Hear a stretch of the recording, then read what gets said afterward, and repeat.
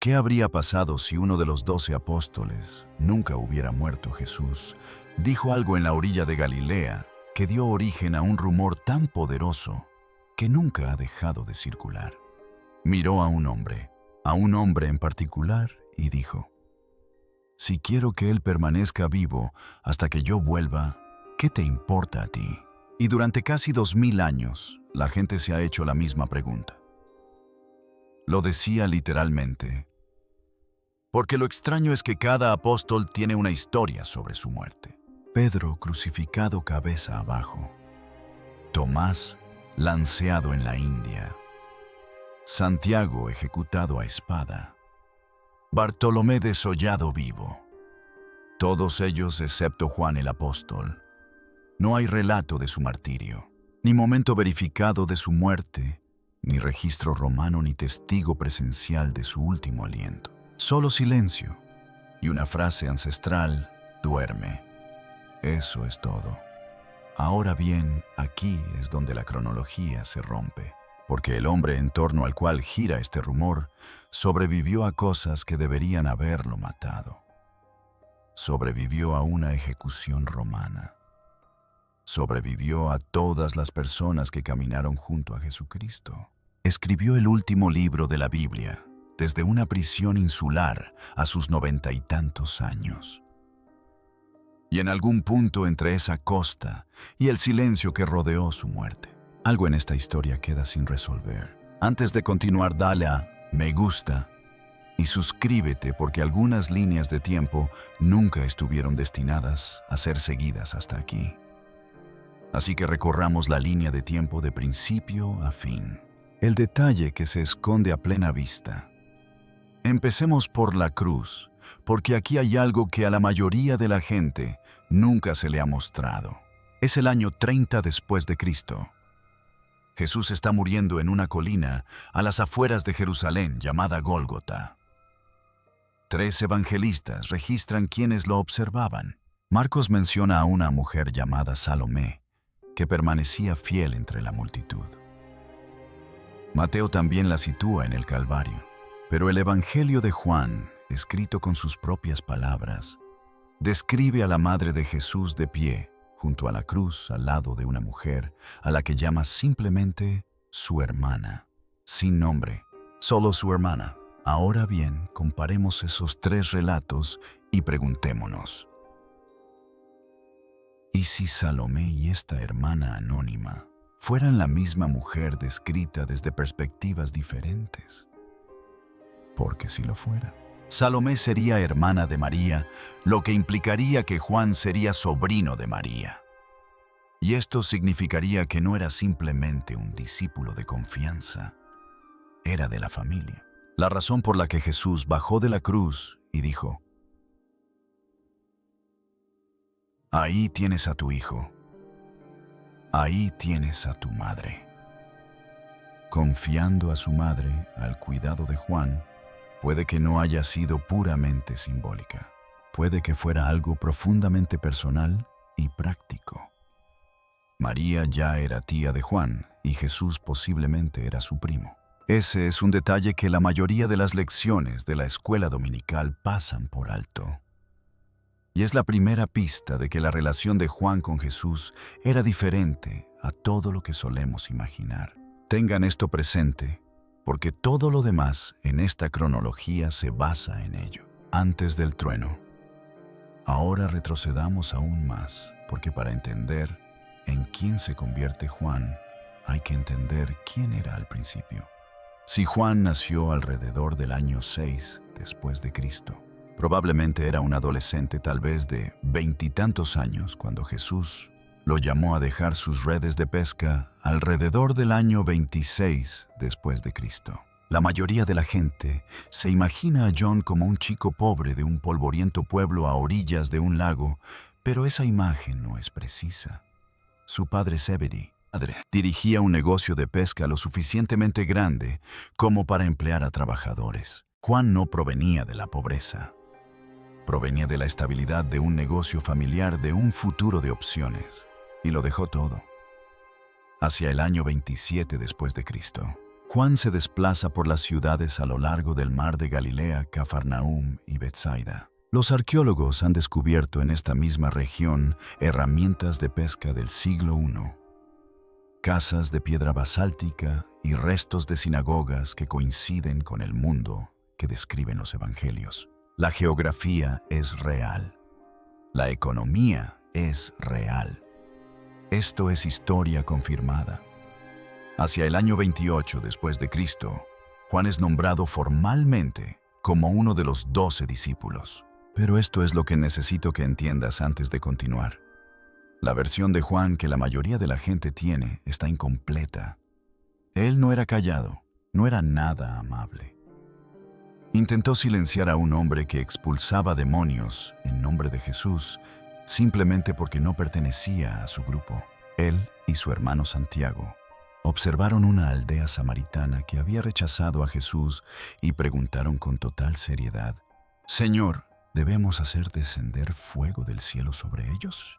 Y ambos tuvieron la osadía de preguntarle a Jesús si podían sentarse a su derecha y a su izquierda en el reino. Eso no es humildad. Es ambición disfrazada de religiosidad. Jesús lo vio y les puso un sobrenombre: Boanerges, hijos del trueno. No es un halago, es un diagnóstico. Eran hombres impulsivos, rápidos para juzgar, lentos para comprender. Esto importa, porque lo que John llega a hacer al final de esta línea de tiempo solo es extraordinario, si se entiende lo mucho que tuvo que recorrer para llegar allí. El círculo íntimo. Hacia el año 29 después de Cristo, algo está cambiando. Jesús comienza a integrar a Juan más profundamente, no solo en la multitud de 12, sino en un círculo íntimo de 3, Pedro, Santiago y Juan, los que van más allá. Juan está en la habitación cuando la hija de Jairo resucita. Está en la montaña cuando ocurre la transfiguración. Cuando Moisés y Elías aparecen junto a Jesús en una luz cegadora y una voz viene del cielo. La mayoría de la gente sigue leyendo sin detenerse en este punto, pero vale la pena detenerse un momento. Moisés representa la ley. Elías representa a los profetas. Y allí entre ellos Jesús. En el marco de la teología judía, esto no es solo un milagro, es una declaración. Él es aquel a quien la ley apuntaba pero que nunca pudo encontrar. Aquel a quien los profetas predijeron, pero que nunca llegó a ver. El plan de rescate que el diagnóstico siempre esperaba, porque la ley nunca tuvo la intención de salvar a nadie. Su propósito era mostrarnos lo que se requería y demostrarnos que jamás podríamos alcanzar ese nivel. No de forma constante, no por completo, pero Él sí podía. Y solo Él podía cargar con nuestra deuda y rescatar a quienes depositaban su confianza en Él. Eso es lo que la transfiguración anuncia silenciosamente desde esa montaña. Y John está allí de pie, observando lo que sucede, aprendiendo aún, creciendo aún, pero ahora más cerca que casi cualquier otra persona viva. El camino a la cruz. Es el año 30 después de Cristo, la última semana. Juan y Pedro son enviados a Jerusalén para preparar la cena de la Pascua, una reunión que más tarde será recordada como la última cena. Se reúnen en una habitación prestada en la colina occidental de la ciudad, lo que la tradición ahora llama el Monte Sión. Una mesa, 12 hombres y una comida que están a punto de cambiar el significado de todo. En esa mesa Juan se recuesta lo suficientemente cerca de Jesús como para preguntarle en voz baja quién es el traidor. En la cultura gastronómica del siglo I, recostarse junto al anfitrión y hablar en voz baja era completamente normal. John no está exagerando. Está haciendo lo que cualquiera haría si tuviera ese tipo de acceso. Y John tenía acceso. Más tarde esa noche el grupo se trasladó a través del valle de Kidrón hasta el Monte de los Olivos, a un bosque llamado Getsemaní. Y cuando llegan los soldados con antorchas y espadas, y Judas al frente, cuando Pedro blande una espada y le corta la oreja a un hombre, cuando cunde el pánico y la mayoría de los discípulos se dispersan, Juan se queda. Sigue a Jesús hasta el patio del sumo sacerdote. Entra. Los historiadores antiguos han señalado esto como evidencia de que Juan tenía algún tipo de conexión previa con la casa del sumo sacerdote, lo cual encaja con el negocio pesquero establecido de su familia y sus probables vínculos comerciales en Jerusalén. Y luego la crucifixión. La mayoría de los discípulos se esconden en algún lugar de la ciudad. Juan está en el Gólgota lo suficientemente cerca como para que Jesús pueda verlo. A una distancia que permitía la vista y el oído, según la costumbre romana, los observadores podían acercarse lo suficiente como para ser vistos por los condenados. Desde la cruz, Jesús mira a su madre y a Juan que está a su lado, y hace un arreglo. Quiero detenerme aquí un segundo, porque piensen en lo que realmente significa este momento. El Hijo de Dios agonizando. Y en medio de eso, piensa en su mejor amigo, piensa en su madre. Se asegura de que las personas que ama estén bien atendidas, pero la Biblia deja claro que él pensaba más allá de eso. Estaba allí como pago por el pecado, y no solo por los pecados de quienes observaban, sino por los pecados del mundo entero, incluidos los tuyos, los míos, los de toda persona que haya vivido. Cuando Jesús pagó ese precio, lo hizo con pleno conocimiento del siglo XXI. Era plenamente Dios, lo que significa que lo sabía todo. Y era plenamente hombre, lo que significa que podía ponerse en el lugar de las mismas personas a las que vino a rescatar. Por eso que Juan se quede junto a la cruz no es solo lealtad, es ser testigo privilegiado del momento más significativo de la historia de la humanidad, la tumba vacía en la orilla. Unos días después, todavía en el año 30, después de Cristo, Juan corre hacia una tumba excavada en la roca a las afueras de Jerusalén, una cámara funeraria tallada y sellada con una piedra rodante, bien documentada en la arqueología del siglo I. Llega y ve las vendas funerarias allí dobladas y separadas. El cuerpo ya no está. Y el texto dice algo preciso. Vio y creyó antes de ver a Jesús, antes de tocar nada. Observó la evidencia dentro de la tumba y algo en su interior lo supo. Eso es importante, porque la resurrección no fue solo un milagro para Jesús. Es la garantía para todo aquel que confía en Él. El mismo poder que resucitó a Jesús de entre los muertos es la promesa de que la muerte no es la última palabra para cualquiera que invoque su nombre. Y entonces llega la mañana en la orilla. Semanas después, Juan ha regresado al norte a Galilea. Él y un grupo de discípulos están en el agua antes del amanecer. El mismo mar donde una vez pescó con su padre. Una figura aparece en la orilla, grita y pregunta si han pescado algo. Y Juan es el primero en reconocerlo. Es él. Lo dice antes de que nadie más lo vea. Y Pedro, como era de esperar, se lanza inmediatamente al agua. Pero lo que Jesús dice a continuación, durante aquel desayuno en la orilla, refiriéndose específicamente a Juan, es la frase que lo inicia todo, y necesitamos llegar a eso correctamente. Así que construyamos primero la imagen completa de cómo es la vida de Juan después de la resurrección. Después de la ascensión, los años de milagros, 31 después de Cristo, Juan y Pedro entran al complejo del templo en Jerusalén. Cuando un hombre que no había podido caminar desde su nacimiento es sanado frente a una multitud inmensa.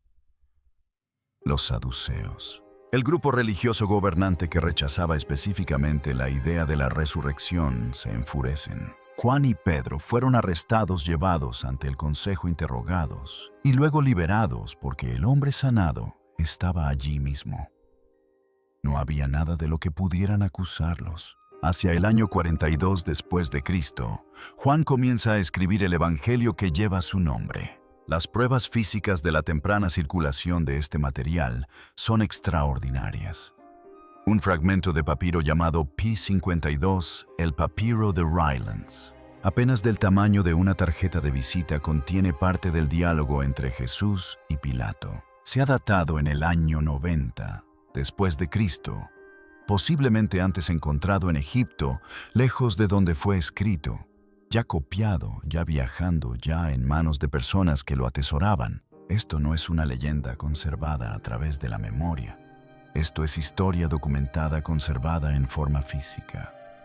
44 después de Cristo, Herodes Agripa comienza a perseguir a la iglesia primitiva. Y Santiago, el hermano mayor de Juan, uno de los 12 apóstoles originales, su compañero inseparable, es ejecutado a espada. El primer apóstol en morir por su fe. Juan sobrevive. Éfeso, el exilio y el caldero. Hacia el año 64 después de Cristo, Juan vivía en Éfeso, una importante ciudad portuaria, en lo que hoy es el oeste de Turquía. Escribió 3 cartas, 1 Juan, 2 Juan y 3 Juan breves, urgentes y personales, advirtiendo contra las falsas enseñanzas y exhortando a los creyentes a regresar al amor y la verdad. Luego llega lo que los historiadores llaman el momento más dramático de toda la vida de Juan. Corría el año 95 o 96 después de Cristo.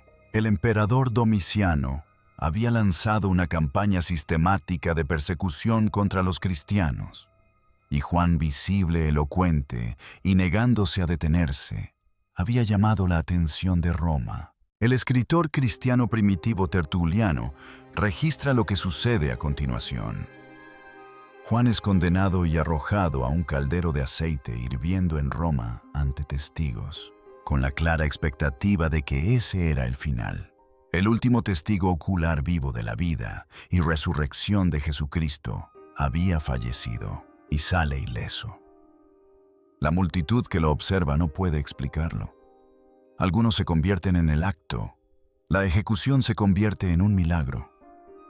Y Roma, incapaz de matarlo, hace lo mejor que puede. Lo exilian a la isla de Patmos.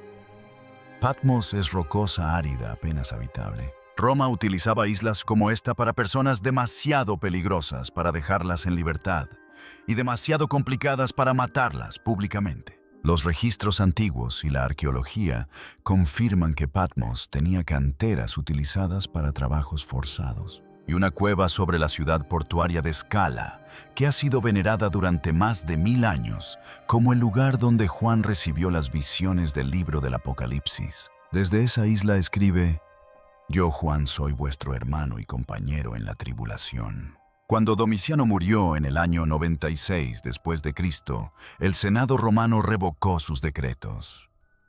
Juan fue liberado. Regresó a Éfeso, dedicó sus últimos años a la enseñanza, contribuyó a la formación de la iglesia primitiva y ayudó a recopilar los textos que conformarían el Nuevo Testamento. Su muerte suele situarse alrededor del año 100 después de Cristo. El último de los 12, el último testigo, o al menos eso cuenta la historia, la sentencia que lo inició todo. He aquí la frase. Después de la resurrección aquella mañana en la orilla de Galilea, después del desayuno, después de la conversación, Pedro se vuelve hacia Jesús, señala a Juan y pregunta: «Señor, ¿qué será de él?». Y Jesús responde: «Si quiero que él permanezca vivo hasta que yo vuelva, ¿qué te importa a ti?». A las 5 palabras de esa frase, el rumor ya corría. Los primeros creyentes lo tomaron al pie de la letra. Si Jesús quería que Juan viviera hasta la segunda venida, entonces tal vez Juan nunca moriría. Tal vez él era diferente.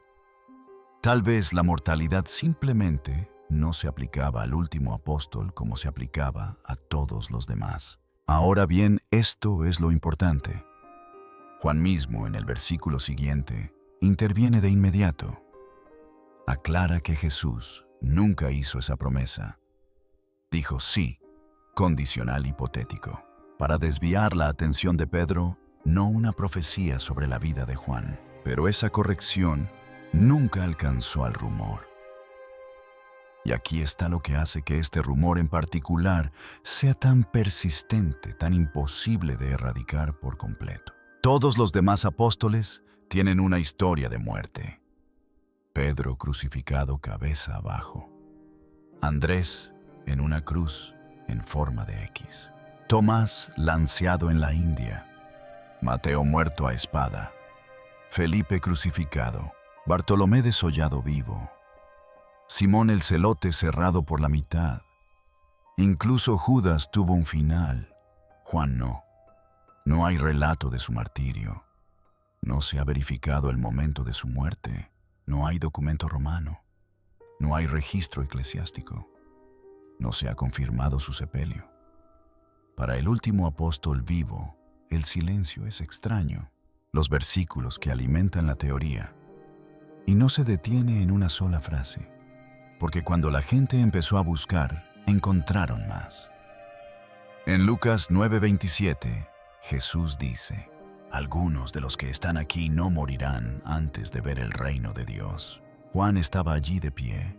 La mayoría de los cristianos interpretan esto como una referencia a la transfiguración o la resurrección, acontecimientos que tuvieron lugar en un lapso de pocos años. Pero una minoría se fija en el hecho de que Juan sobrevivió a todos los demás apóstoles y se pregunta si él era específicamente a quien Jesús se refería. Luego está Apocalipsis 11, los dos testigos. Dos figuras que profetizan durante los últimos tiempos mueren y resucitan. La tradición los ha identificado durante mucho tiempo como Enoc y Elías, las únicas dos figuras en todas las escrituras que nunca experimentaron una muerte normal. Enoc fue llevado por Dios. Elías fue arrebatado en un carro de fuego. Y el argumento es que las escrituras dicen que está establecido que el hombre muera una sola vez. Entonces, si nunca murieron todavía, se les debe esa cita, lo que significa que podrían regresar. Un grupo más pequeño agrega a Juan a esa conversación. Él escribió acerca de los dos testigos. Los vio en su visión. Y si nunca hubiera muerto realmente, él también estaría esperando esa cita final. Y luego está Apocalipsis 1:9. Juan escribe desde Patmos: yo, Juan, soy tu hermano y compañero en la tribulación.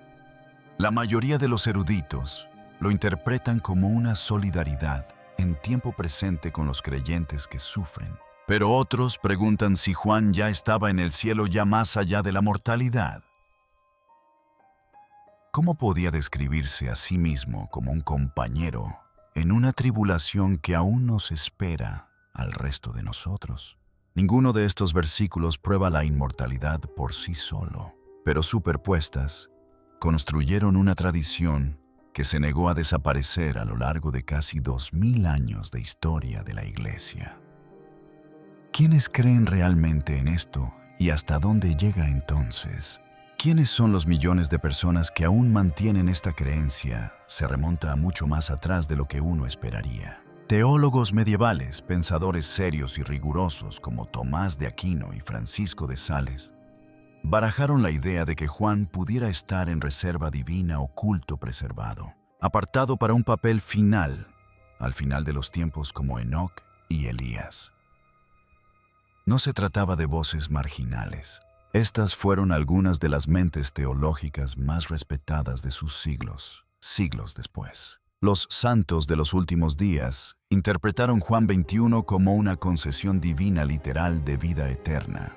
En su tradición, Juan no solo es recordado, sino que sigue activo, viajando y llevando hacia la gente a Cristo en algún lugar de la tierra en este preciso instante. Y en la era moderna, la historia se vuelve aún más extraña. Existen supuestos avistamientos. Viajeros que afirman haber tenido encuentros con hombres de aspecto ancestral, que hablan con una autoridad inusual y luego desaparecen. Comunidades en línea que documentan esos encuentros y figuras de las redes sociales que han construido un número significativo de seguidores basándose en la afirmación de que son de hecho. El apóstol Juan, que sigue aquí, que sigue dando testimonio como prometió, y seré honesto con ustedes. La teoría de la supervivencia tiene una lógica interna extraña que resulta difícil de descartar por completo. Si el relato del aceite hirviendo es histórico y Tertuliano lo registra como un hecho, Entonces Juan ya sobrevivió a algo que debería haber acabado con él. Eso no prueba la inmortalidad, pero sí establece como mínimo que su vida fue protegida de forma inusual, de maneras que no encajan en ninguna explicación normal. La conclusión honesta. Bien, seamos claros sobre lo que realmente dice la evidencia. La Biblia nunca le promete la inmortalidad a Juan. El pasaje que dio inicio a toda esta conversación es corregido por el propio Juan en su Evangelio, en el versículo siguiente. Deja absolutamente claro que Jesús nunca dijo que no moriría. Dijo, sí. Y Juan conocía la diferencia entre una condición y una promesa. Ningún testigo ocular antiguo afirma que Juan viviera más allá del siglo I. Los primeros historiadores de la Iglesia son consistentes Ireneo, Eusebio y Polícrates de Éfeso. Todos sitúan a Juan en Éfeso en su vejez. Y todos registran que murió allí pacíficamente durante el reinado del emperador Trajano, en algún momento entre el 98 y el 117 después de Cristo. Una basílica del siglo IV fue construida sobre su tumba en la colina de Ayasuluk, en Éfeso. Los primeros cristianos recordaban ese lugar y lo trataron como su lugar de descanso durante siglos. Incluso la historia del caldero, si cada palabra es cierta, solo demuestra que Dios lo protegió en ese momento. La protección divina no es lo mismo que la suspensión permanente de la mortalidad. Entonces, vivió Juan para siempre. Sigue vagando por algún lugar de la tierra, hoy en día personalmente. Lo dudo mucho. El registro histórico, aunque escaso, apunta a una muerte pacífica en Éfeso en su vejez. El silencio en torno a su muerte es inusual, pero el silencio no es prueba de supervivencia. Pero creo que John está vivo, sí. Absolutamente sí. En el sentido más profundo y real de la palabra. Porque John confiaba en aquel que no solo era su amigo más cercano, sino su Salvador y su Señor. Y gracias a esa confianza, Juan vive de una forma que la muerte no puede alcanzar. No está preservado en una cueva en algún lugar. No vaga por la tierra en silencio, sino que vive de verdad, más allá de la tumba, en presencia del Jesús, al que siguió desde una barca de pesca hasta la cruz y la tumba vacía. Y esa misma promesa, esa misma esperanza, pertenece a cualquiera que tome la misma decisión, a cualquiera que deposite su confianza en Yeshua. Ellos también, como Juan, vivirán de una manera más real y duradera que cualquier cosa que podamos ver actualmente. No depende de rumores, no depende de avistamientos, no depende de teorías de Internet. Depende únicamente de Él. Y el Jesús que cumplió su promesa a Juan en la orilla de Galilea es el mismo Jesús que cumple su promesa a cualquiera que lo invoque hoy. Esa es la cronología, esa es la verdad. Y si quieres saber qué predice la Biblia sobre lo que vendrá después para este mundo, para esta generación, haz clic aquí ahora mismo. Porque lo que la Biblia dice sobre las naciones de las que oímos hablar constantemente en las noticias es más específico de lo que la mayoría de la gente jamás ha visto.